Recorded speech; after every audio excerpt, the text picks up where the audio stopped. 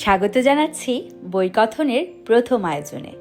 প্রথম পর্বটি আমরা সাজিয়েছি থিবো মেরিসের পৃথিবী বিখ্যাত বই ডোপামিন ডিটক্স দিয়ে।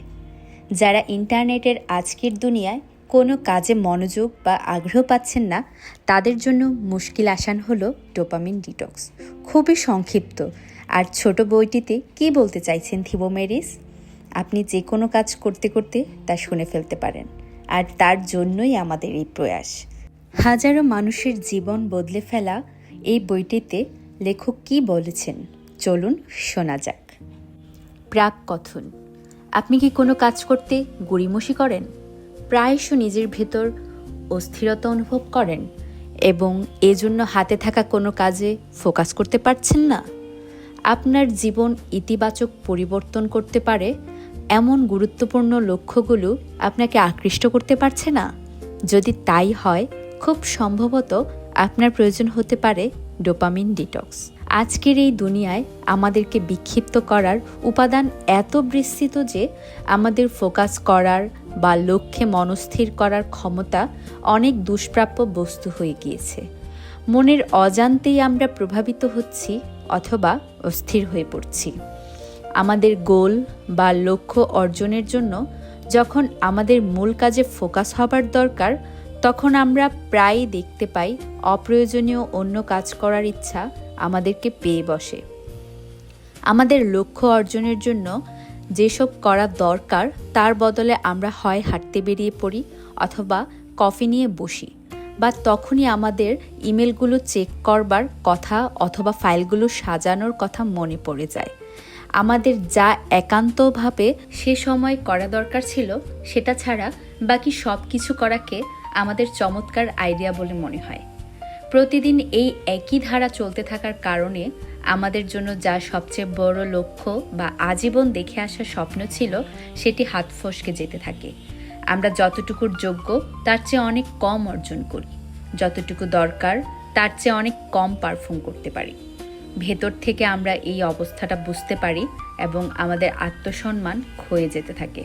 ফলশ্রুতিতে আমাদের ভেতরে জন্ম নেয় হতাশা, নিরাশা, উদাসীনতা, হিংসা, এমনকি রাগের। কিন্তু ব্যাপারটা এমন হবার কথা ছিল না। যখন আপনি এই মনকে বিক্ষেপ করে ফেলেন, সেসবকে দূরে সরিয়ে নিত্য উদ্দীপনা এবং অস্থিরতাগুলো থেকে বের হয়ে আসতে পারবেন, তখনই আপনি আপনার অধিকাংশ চ্যালেঞ্জিং লক্ষ্যে পৌঁছাতে পারবেন এবং এর ফলে এভাবে আপনি আগের চেয়ে বেশি প্রোডাক্টিভ এবং সুখী থাকবেন। আপনি কি লক্ষ্য অর্জনের জন্য অপ্রয়োজনীয় উদ্দীপনা বা স্টিমুলেশনগুলোকে পাশ কাটিয়ে আপনার ফোকাসকে ফিরিয়ে আনবার জন্য প্রস্তুত? যদি আরও নির্দিষ্ট করে বলি, তাহলে 48 ঘন্টার এই ডোপামিন ডিটক্স আপনাকে নিচের এইসব জিনিস শেখাতে পারে। অতি স্টিমুলেশন তথা উদ্দীপক সরিয়ে কাজে যেভাবে ফোকাস ও ধীরস্থির ভাব আনা যায়, সবচেয়ে বড় লক্ষ্য অর্জনের জন্য যে মূল কাজ করা দরকার সেসবের প্রতি স্বাভাবিকভাবেই মোটিভেটেড থাকা যায়। আনপ্রোডাক্টিভ কাজ তথা যেসব কাজ আপনার জন্য উপকারে আসে না, সেগুলো সেই সাথে যে জিনিস আপনার মনকে বিক্ষিপ্ত করে, সেগুলোকে দূর করে আপনার ফোকাসকে অনেক গুণ বাড়িয়ে তোলা যায়। এসবের যে কোনো একটির প্রতি যদি আপনি আগ্রহী থাকেন, তাহলে এই লেখাটা আপনার পড়া উচিত। চলুন ভূমিকা দিয়ে শুরু করা যাক। দেখুন তো এটি আপনি কিনা। আপনি জানেন যে একটিমাত্র টাস্ক নিয়ন্ত্রণ করতে পারলে আপনার সামগ্রিক প্রোডাক্টিভিটি বা উৎপাদন ক্ষমতার উপরে বিশাল প্রভাব পড়বে। এটা হয়তো আপনার প্রমোশনে সাহায্য করতে পারে অথবা আপনাকে মানসিক শান্তি দিতে পারে, কিন্তু সেই কাজটি আপনি কখনোই শুরু করছেন না।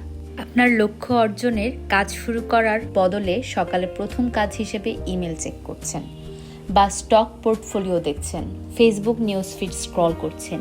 খুব শীঘ্রই সবচেয়ে গুরুত্বপূর্ণ কাজটি আপনার কাছে কম আকর্ষণীয় মনে হবে।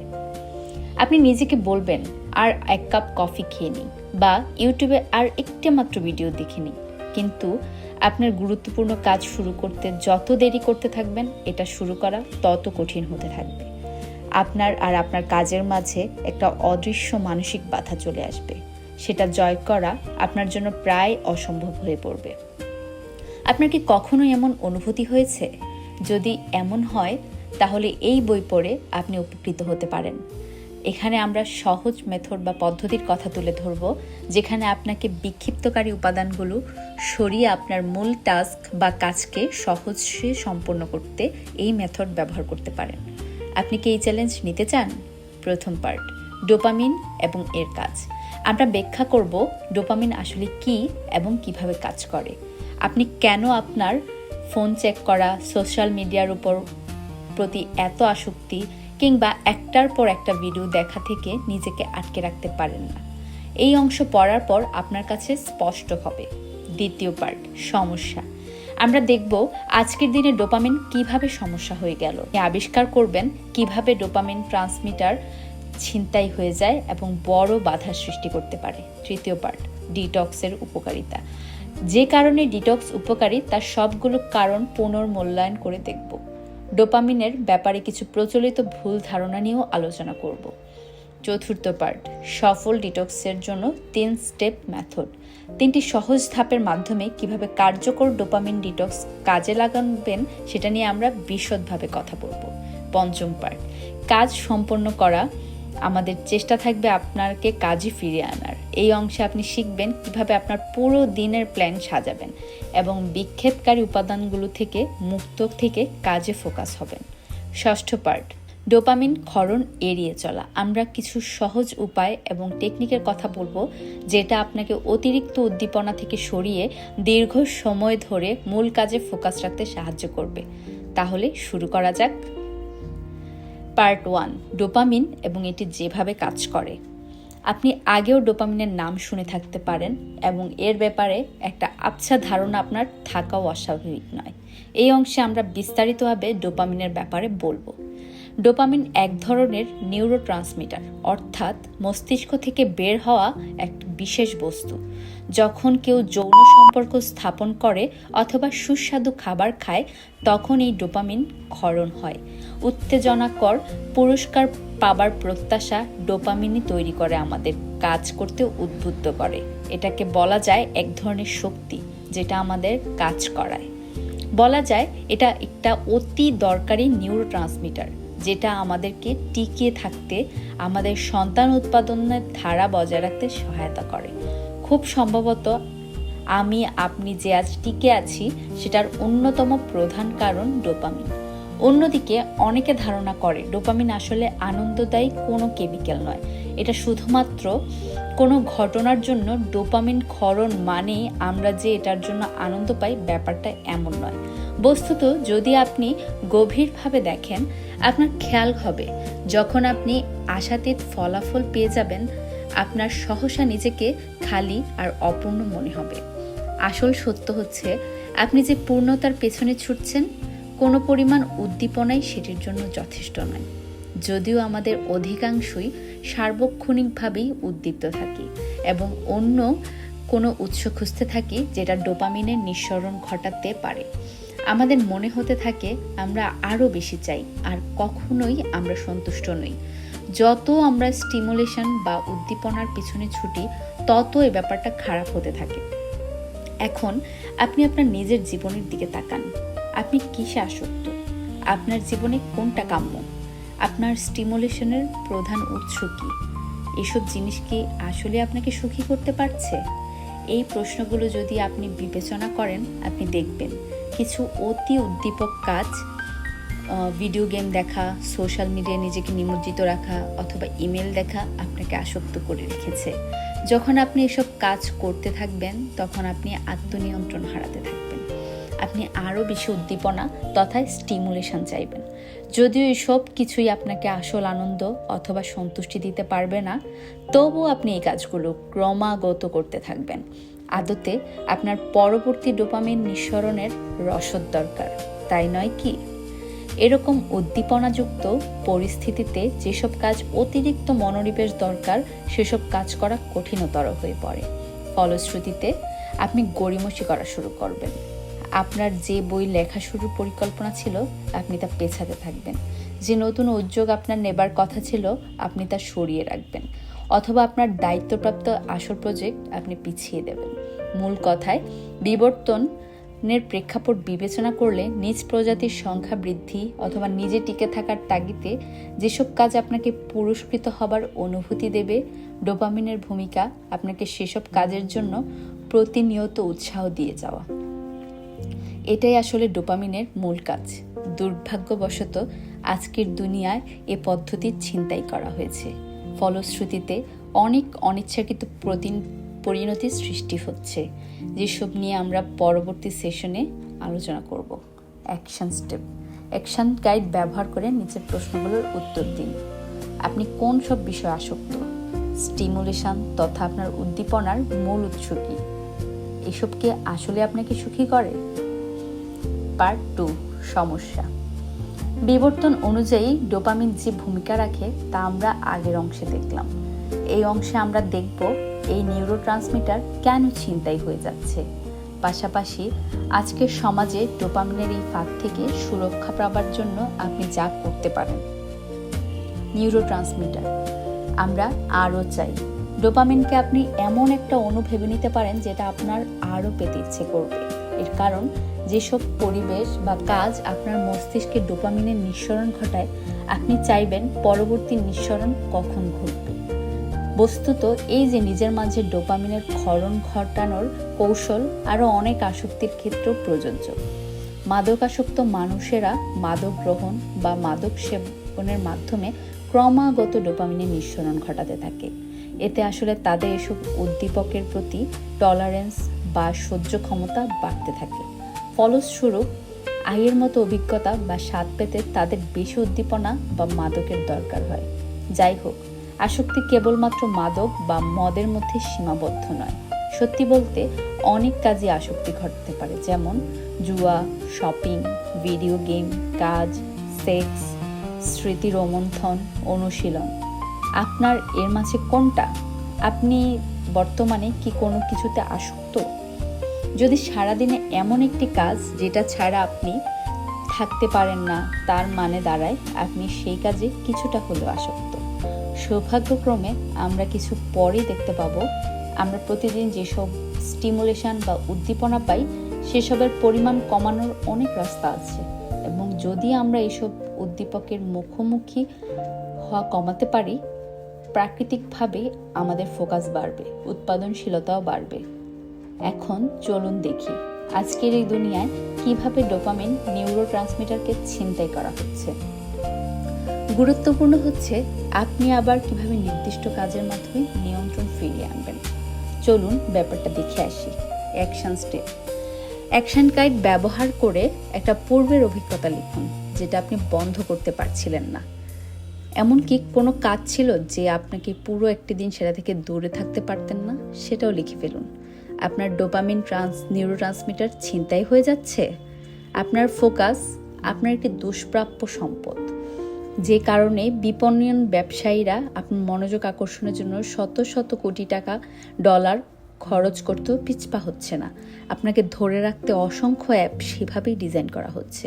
ইউটিউব, ফেসবুক, ইনস্টাগ্রামের মতো সামাজিক যোগাযোগ মাধ্যমগুলো জানে আপনি যত সময় তাদের প্ল্যাটফর্মে ব্যয় করবেন, বিজ্ঞাপনের মাধ্যমে তাদের তত বেশি টাকা তারা আয় করতে পারবে।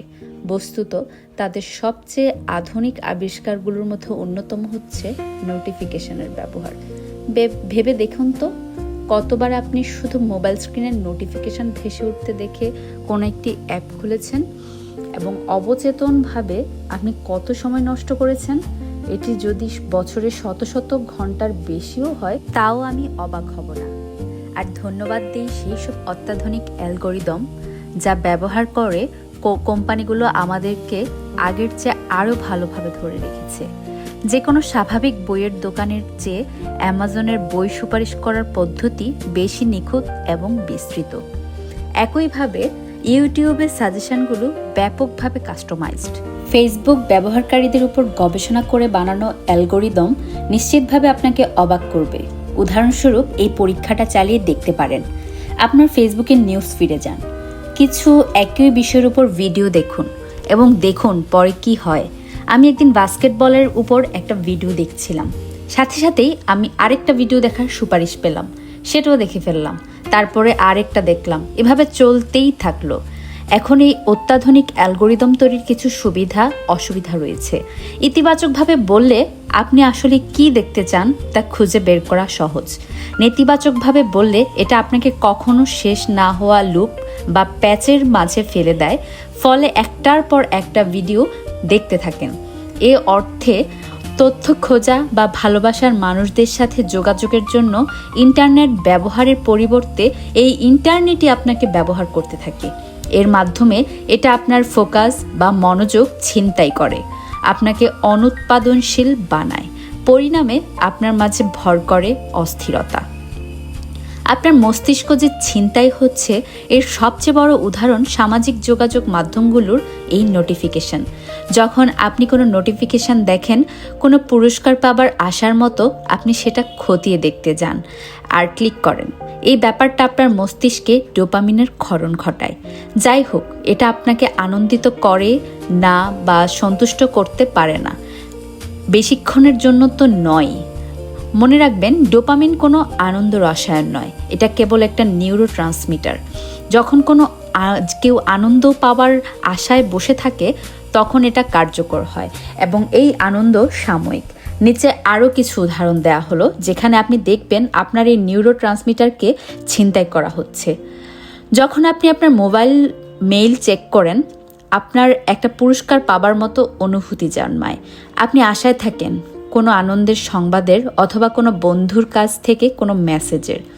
যখন আপনি কোনো পরিসংখ্যান দেখেন, কোনো ইনভেস্টমেন্ট পোর্টফোলিও, কোনো ওয়েবসাইট ট্রাফিক পরিসংখ্যান, আপনি আশা করতে থাকেন দারুণ কোনো সংখ্যা দেখতে পাবেন। এই অনিশ্চয়তার ব্যাপারটা আপনার কাছে উত্তেজনাকর মনে হয়। যখন আপনি ইউটিউব দেখেন, আপনি আশা করেন মজার কোনো ভিডিও আপনি দেখবেন।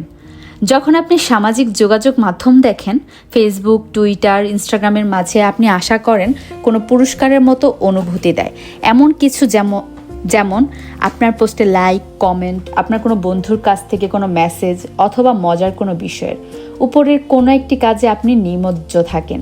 আপনি অতিরিক্ত উদ্দীপনা বা বিক্ষিপ্ত হবার ঝুঁকির মাঝে থাকেন, পরিণামে আপনি মনোযোগ বা ফোকাস করার ক্ষমতা হারাতে থাকেন।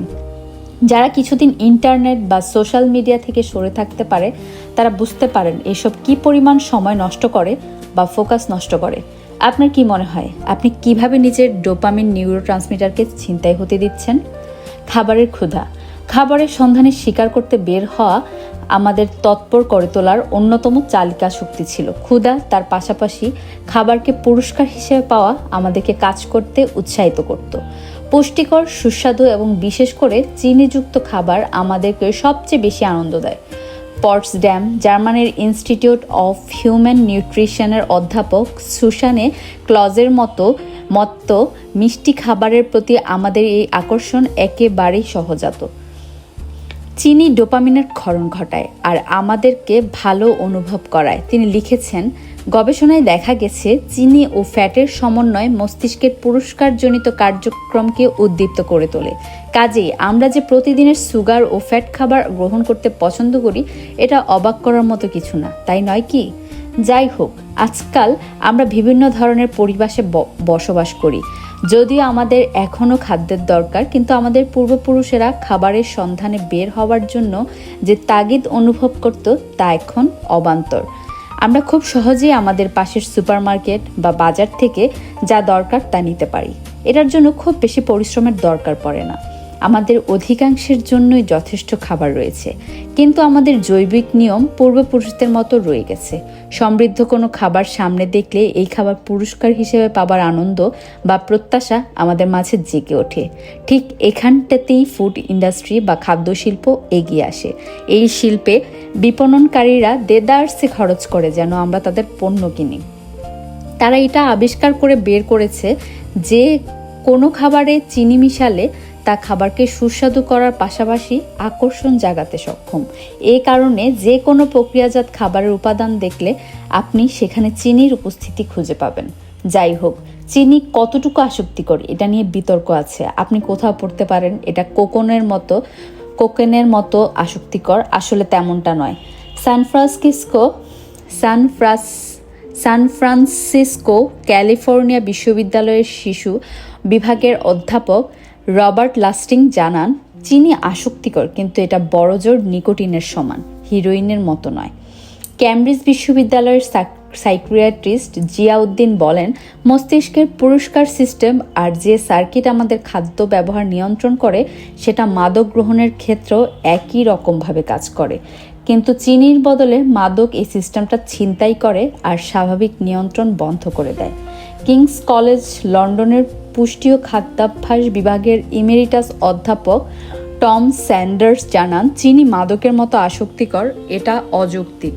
তিনি আরও বলেন, এটা সত্য যে মিষ্টি জাতীয় জিনিসের প্রতি আকর্ষণ একটা অভ্যাস গড়ে তুলতে পারে, কিন্তু এটা কোকেন বা আফিমের মতো আসক্তিকর না।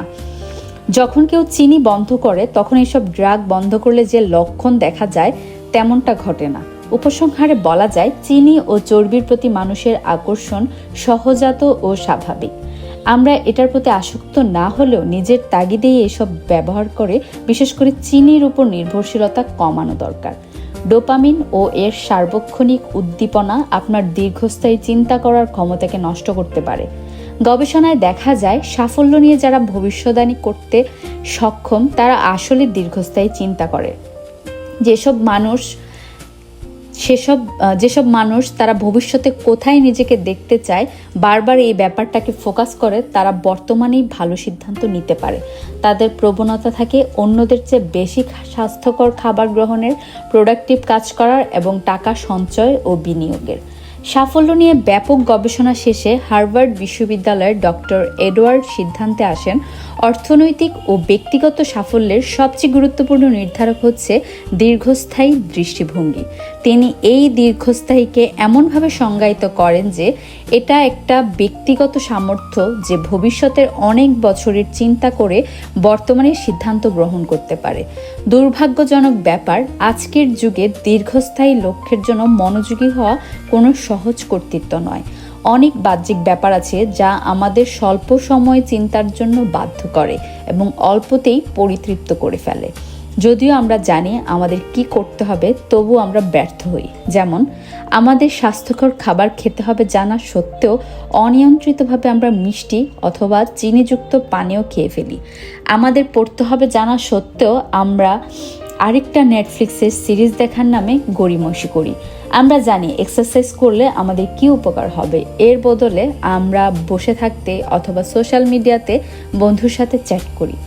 আমরা দৃঢ় বিশ্বাস এই সোশ্যাল মিডিয়া ও ইন্টারনেট সামগ্রিকভাবে আমাদের দীর্ঘস্থায়ী চিন্তা করার ক্ষমতা ও আমাদের সামনে থাকা কাজের উপর ফোকাস করার যে ক্ষমতা, উভয়ের উপর নেতিবাচক প্রভাব ফেলছে। এটা বিস্ময়কর যে অ্যাপেলের সিইও স্টিভ জবস তার বাচ্চাদেরকে ফোন বা ট্যাবলেট ব্যবহার নিষিদ্ধ করেছিলেন, যদিও তার ব্যবসা ছিল লক্ষ লক্ষ গ্রাহকদের কাছে এইসব জিনিস বিক্রয় করা। ফেসবুকের সাবেক সিনিয়র এক্সিকিউটিভ কোটিপতি বিনিয়োগকারী চামাত পালিহাপিটিয়া মতামত দেন, আমাদের মস্তিষ্ক নতুন করে দীর্ঘস্থায়ী চিন্তায় ফোকাস আনার জন্য অভ্যস্ত করতে হবে। এটার জন্য আমাদের প্রথমেই ফোন থেকে সোশ্যাল মিডিয়ার অ্যাপ মুছে ফেলতে হবে। তার ভাষায় এইসব অ্যাপ আমাদের মাথাকে অনেক দ্রুত প্রতিক্রিয়া পাবার জন্য অভ্যস্ত করে ফেলে।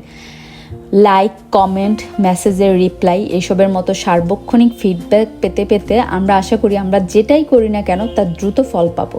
এই অনুভূতির কারণে দ্রুত ধনী হনের মতো বিজ্ঞাপনগুলো আমাদেরকে চাঙ্গা করে তোলে, আর সচেতনভাবেই আমরা এর পক্ষপাত করি।